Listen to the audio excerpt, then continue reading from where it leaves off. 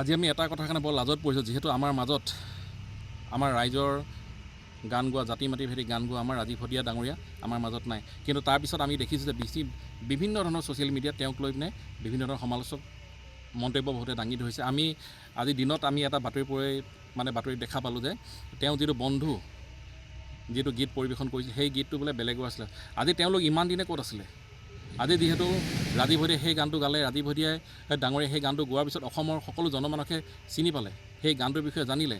যিজন ব্যক্তিয়ে আজি দাবী জনাইছে যে মোৰ এই গানটো আছিলে, সেই ব্যক্তিজন ইমান দিনে ক'ত লুকাই আছিলে? আমি ভাবোঁ যে যিজন ব্যক্তি আমাৰ মাজত নাই, ৰাজীৱ ভটিয়া ডাঙৰীয়া আমাৰ মাজত নাই, তেওঁক লৈ যেন কোনো ধৰণৰ বিতৰ্কমূলক মন্তব্য কোনো নিদিয়ে। তাৰ লগতে আৰু যিখিনি মানুহে আজিৰ ডেটত কৈ আছে যে আমি তেখেতক চিনি নাপাওঁ বা কিবা নাপাওঁ, আমি যিহেতু তেখেতক ভালকৈ চিনি পাওঁ, উজনি অসমৰ সকলো মানুহে চিনি পায়, নামনি অসমৰ কিছু ব্যক্তিয়ে চিনি নাপাব পাৰে। এইকাৰণে চিনি নাপাব পাৰে যিহেতু তেওঁ জাতি মাতি ভেটি গান গোৱা মানুহ, তেওঁ কোনো ধৰণৰ পা পইচা লৈ ইমানকৈ গান নেগায়।